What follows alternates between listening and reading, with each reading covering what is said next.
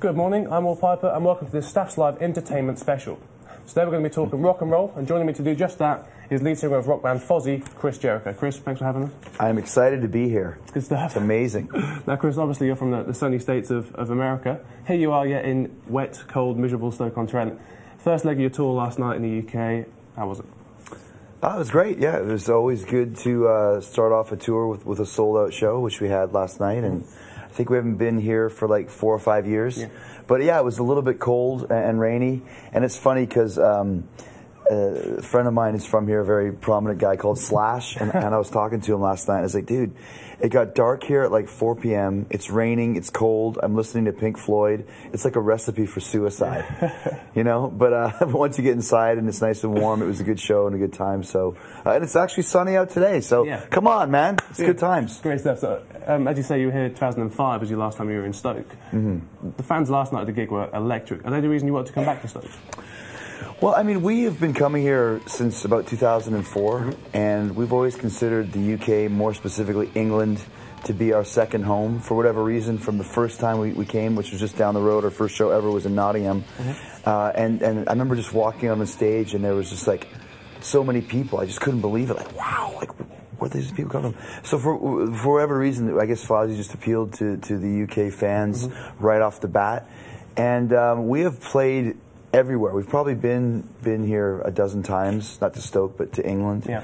The biggest cities, the biggest stages, from Download and the Astoria and Sonosphere to, you know, Stoke and Exeter and Middlesbrough and Margate and everywhere in between. Wow. So I think that's one of the reasons why we have such a great fan base here, is people know that we don't just come here, you know, do a couple shows and leave. We beat the streets, man. We go everywhere. So, and like I said, I don't even remember the last time I was in Stoke until I got on stage. Then I remember this stage. I remember this, like, you know, the ceiling and there's a, you know, a pillar right here in front of the guitar player. But it was a great time, and it's a great city here. So I'm glad to be back. Sure, yeah. You say the UK is your second home. I heard you say before that the UK is where you really feel that Fozzy broke out as a band.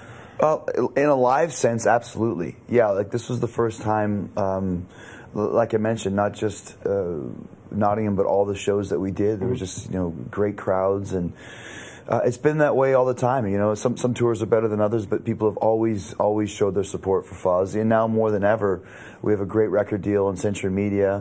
Kerrang is a good supporter of us now. Metal Hammer's a supporter of us now. So it's good to know that after, you know, 8 years or 9 years of coming here, that now we've got so much momentum behind us and growing so quickly, bigger than we've ever been, which has been amazing. And you can say that after all this time. Sure, yeah. So let's look ahead to the rest of the tour now.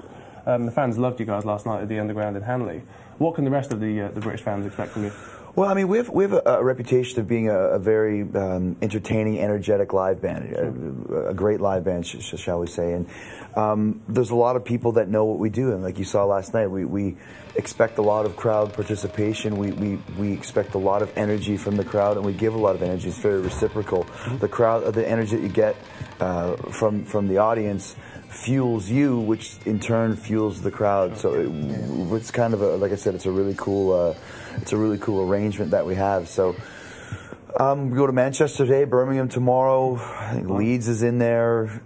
You know, you don't even know because there's so many shows. We're doing 10 countries on this tour. Yeah. So I just know like where last night was and where today is and where tomorrow is, and that's kind of the extent of my knowledge right now. But you know, like I said, last night was sold out. Today is close to it. So people know what to expect, which is just a good time. We actually want people to have fun at a rock and roll show. Is that allowed nowadays? You still allowed to have fun? We do that though. Okay, let's talk about the new album. You've got a new one out. It came out in August. Sin and Bones. Yes. Congratulations, it's a killer record. Thank you. It reached #1 on the US Billboard Heatseekers chart, I noticed. So obviously a big reaction so far already. Yeah, whenever you're going to do a new record as a band, you always want to make sure that you always want it to be the best thing you've ever done. Yeah, sure. And every band, when they do a record, will say, this is the best thing we've ever done. But is it really, or is it just kind of feeling it in the moment? And we had a really certain mission plan in mind when we started writing this record, our last record, Chasing the Grail, was a big success for us, and we really kind of honed in on what it is that we do best as a band, which is very heavy riffs and very melodic choruses with a lot of harmonies. Like if Metallica and Journey had a bastard child, it would be Fozzy, and not a lot of bands really do that now, and we felt that we do that. What we do best is that style. So we really wanted to focus in on Sin and Bones to kind of make a very cohesive collection of songs that has a similar vibe to it, a similar tone to it, and really focus in on what we do best. So we did that, writing the songs, recording the songs, and then when they finally, we hunted into the record company, it's like, okay, this is the best thing we've ever done. And we felt that, but still you're kind of wondering, like, are the fans going to feel the same? Are the critics going to feel the same? And then when the reviews started coming out, that's what everyone was saying, the best thing Fozzy's ever done, the best Fozzy records. Was like, we were right. So the most important thing is that you feel good about it, but you want other people to feel the same way. And you know, the record has been the best reviewed of our career, the fastest selling, the highest on the charts that we've ever had, not just in the States, but here in England as well. So it's just good to know that all of this hard work and this hunch that we had that this was the way to go paid off. And then, you know, we're playing in our set on this tour, we're co-headlining with Soil, so it's 60 minutes each. And probably about 40 minutes of that set is new material, and it's going over great. So it's exciting for us too to have these new, these new colors to paint with, and to see that the fans are reacting the same way. Yeah, sure. Now, just a word on Chasing the Grail. That was a massive album for yourselves, as you say. The difference between that album and the new one, Sin and Bones.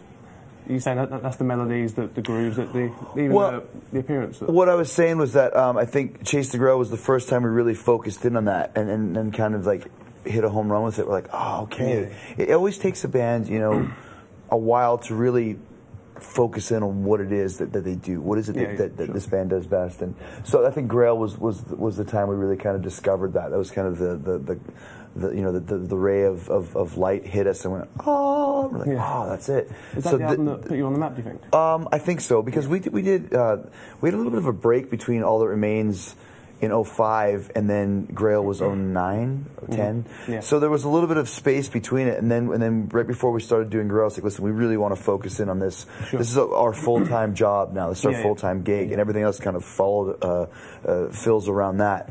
And once we started really focusing more than ever on what we were doing, that's when the band really started taking off. On the Chasing the Grail tour, it was like about 15 months long, 15 countries. Playing the Sonosphere gig was huge for us over here.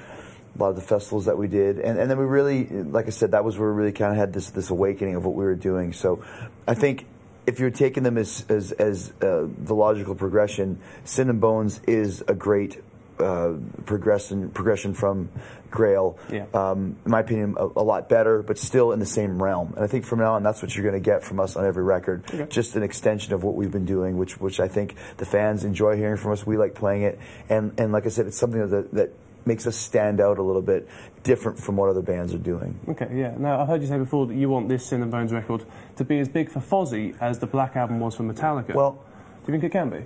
I didn't say that. What I said was, it kind of goes, the template of what we followed when we were doing this record is the Black Album. That was kind of our mission statement. And kind of going back to what I said before, the Black Album by Metallica, for those of you who don't know, is a very cohesive record. It's very heavy. There's a lot of groove to it. There's a lot of versatility and diversity, but it all fits together. You could put on the first song, Enter Sandman, go all the way through to Struggle Within, and it takes you on a journey. You can listen to that record all the way through. There's no filler on it. And that's what we wanted for Sin and Bones. You put on the first song, Spider in My Mouth, go all the way through to Storm the Beach is the last song, and it takes you on a musical journey. It's like watching a movie or something like that. I mean, you can listen to it on shuffle. You can buy certain tracks from it on iTunes if you want. But this album was created and meant to be listened to from track 1 to track 10. And that's what I wanted from the Black Album. Obviously, I mean, I wasn't expecting it to sell 10 million records and become a worldwide phenomenon. Would be great if it does, but that's not what I meant. What I meant is that was our working model. What the Black Album was, as far as a great record that you could listen to and get something out of all the way through, is what we wanted with Sin and Bones. Okay, now as you said there, you played at Download earlier this year, alongside bands like Metallica, Black Sabbath, Megadeth. For Fozzy, that must have been a massive experience for you guys to Is it a case more of sort of watching them and watch and learn with bands, you know, that are so Well, I mean, we've been watching and learning those bands forever. I mean, those are huge influences on us, you know. But it's always cool to play with those type of bands, tour with those type of bands, because you started out as a fan, then you become a peer, and then you become a friend. I mean, I watched Metallica from side stage. You know, Lars gave me the pass, and you know, it's funny because we're going to Australia with them in February. And Lars texted me the other day, and he's like, I heard you're on this run in February. And I'm like, yeah, on this run. It's like 5 sold-out stadium shows. Yeah, we're on this little run with you in Australia, Lars. So, but it's cool. I mean, it's like I said, you know, talking with Slash yesterday, he's like, you know, I was like, oh, we're in Stoke. You know, he's, oh, that's cool. Where are you playing? The Victoria Theatre. I said, no, we're at the Underworld. Most of the places we play here are the Underworld or the Underground. I said, where are you at? He said, Mexico City. I said, where are you playing? The Underworld? He's like, no, we're playing at some arena. I don't remember the name of it. Of course, exactly.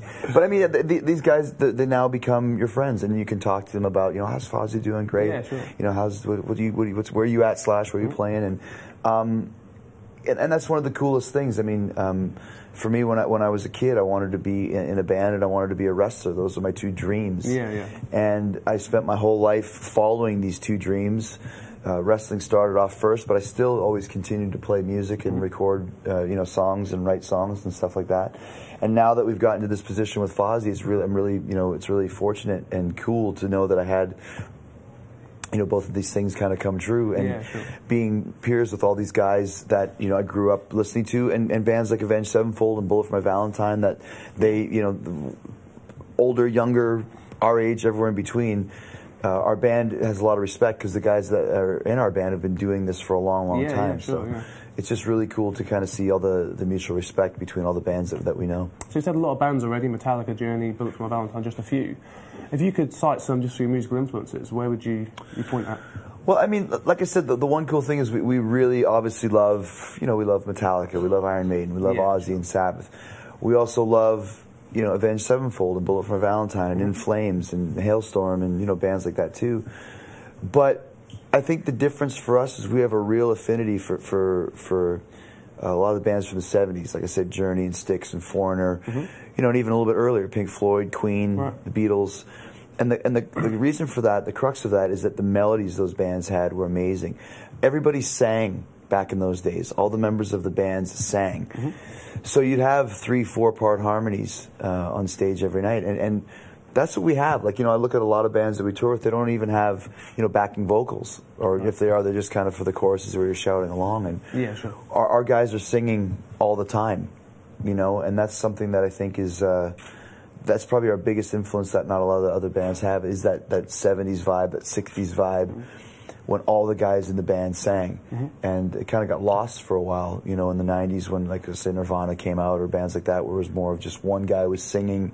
Even Guns N' Roses, you know, Axl would sing, and there wouldn't really be a lot of backing vocals. So that's kind of, we bring that into our sound as well. And you can have the, you know, the heaviest of riffs and the blast beat drums, but if you don't have a song that's got a catchy chorus to it that people can remember and can sing along to, you're not going to go very far. And the best bands, no matter how heavy they are, have that. I want to talk a bit about the music industry as a whole now. Obviously, the industry is dominated by pop music. I mean, it's forced on people through TV, radio, etc. Is it sometimes a bit more difficult to attract fans to heavy metal because it's such a unique genre? Yeah, I mean, metal's always been kind of an underground thing, but it's interesting. I was talking to our manager about this the other day, especially in the States, and it's like there really isn't a lot of danger in rock and roll. There hasn't been that one band that's come out lately that's been really, like, you know, like I said, like all throughout the years, there's always been that game-changing band, whether it was the Beatles or Zeppelin or Sabbath or Van Halen or Guns N' Roses or Nirvana, a band that, like, took things in a whole different direction, and something was a little bit off about them. You know, like when you saw, you know, Guns N' Roses in '87, if they're on your set right now, you wouldn't exactly know if they're going to get up and, like, trash the place or whatever, right? And I think especially in the States, like, a lot of the white kids, so to speak, have gone away from rock and roll over to rap or country. There's a lot of, like, kind of like rock country type guys, and there hasn't really been. I mean, rock and roll has been a little bit hurt by that. But there's still a lot of diehard fans, you know, in rock music and metal music. And You just have to find those pockets of it. I mean, you know, you go to Download and there's 100,000 people there. Course, and obviously, sure, Metallica's headlining and Sabbath is headlining, but there's you know, 50, 60 other bands that are all drawing. I mean, we played Download on Saturday, which right after there was a huge storm. It was muddy as hell. It was noon. Yeah. And we got there at about 11:30 in the morning, and there was one band on before us on our stage. We were on like not the main stage, but the second stage. Yeah. And when I got there, it was like, you know, you can kind of see like, there's spots of people here and there. It's kind of like, all right, well, sometimes the gigs just go that way. There's not a lot of people in this early morning. Probably about 1,000 people there. I go into like the little dressing room area. I'm warming up. I get ready to go. I come back on stage. I walk out after our intro plays, and there's like 25,000 people there. Like, where did these people come from?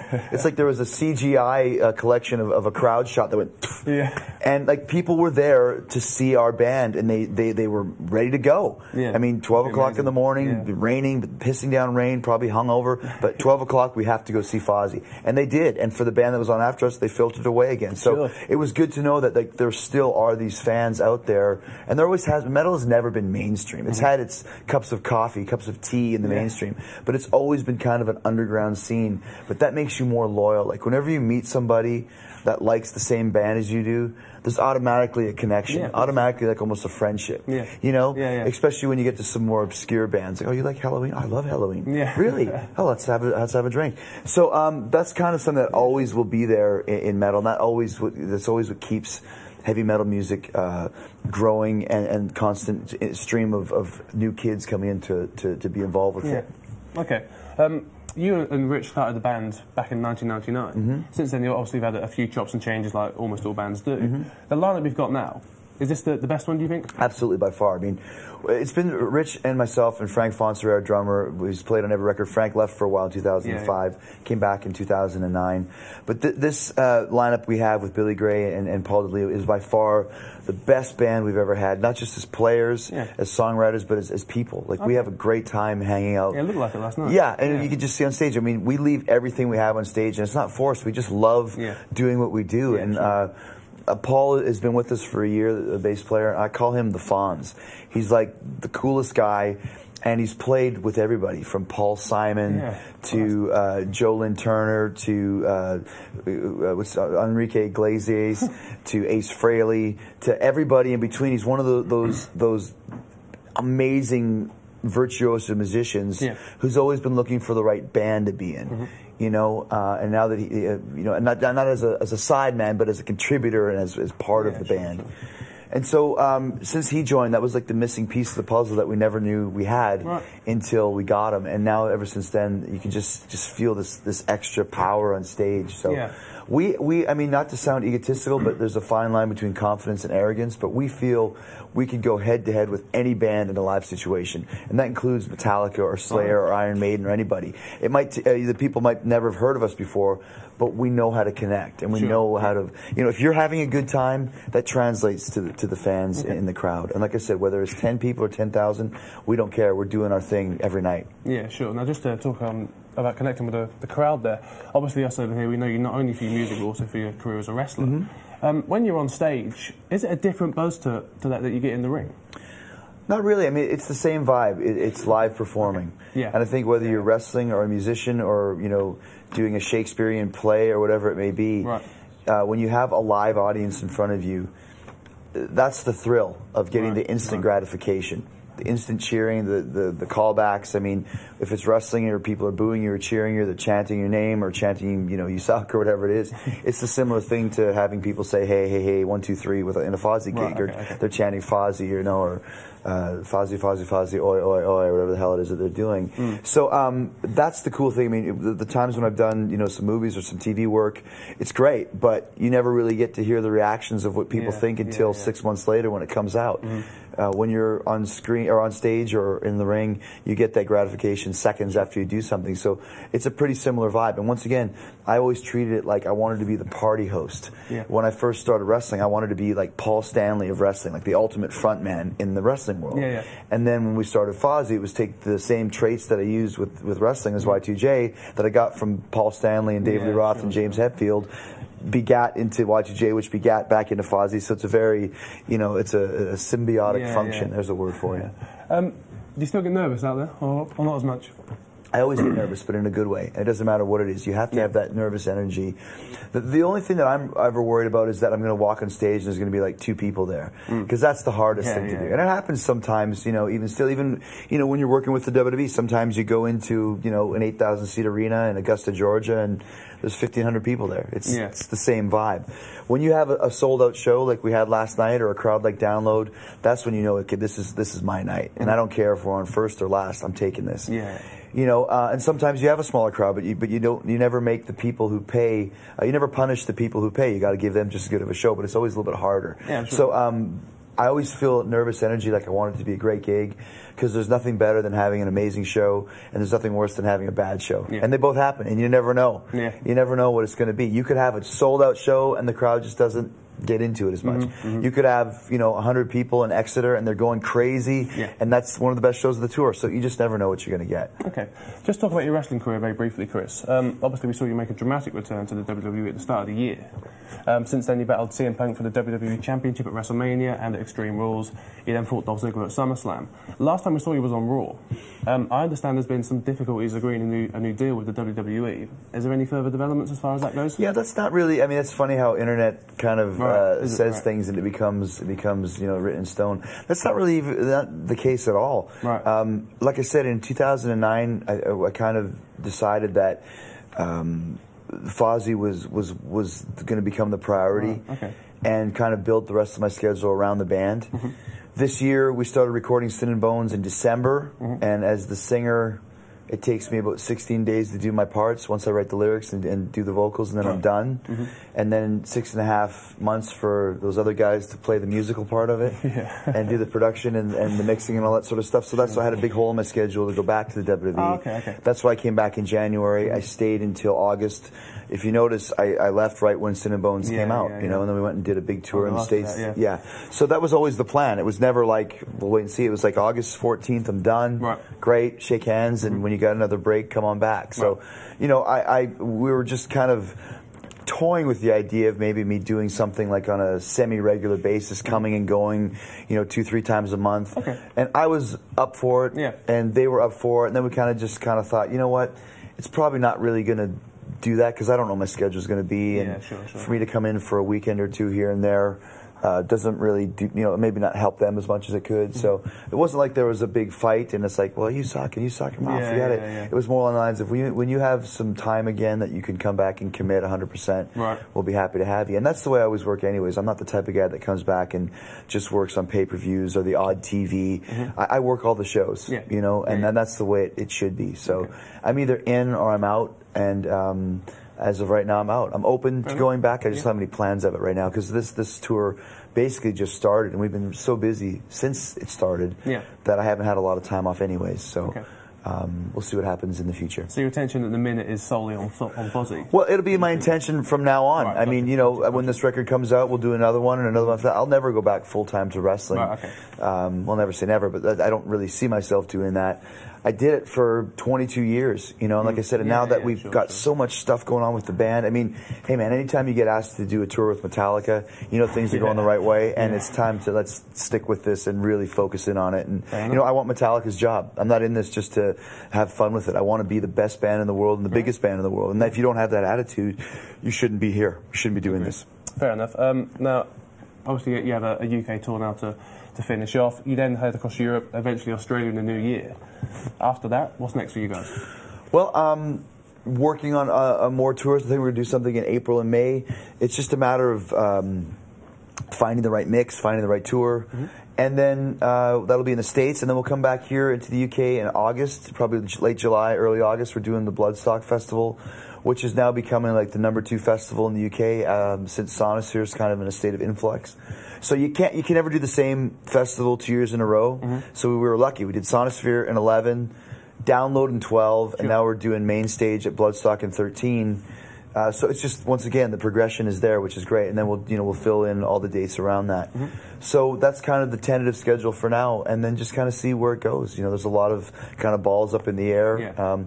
We did a tour called the Uproar Tour in the States with Shinedown and Godsmack, which was 6 weeks long.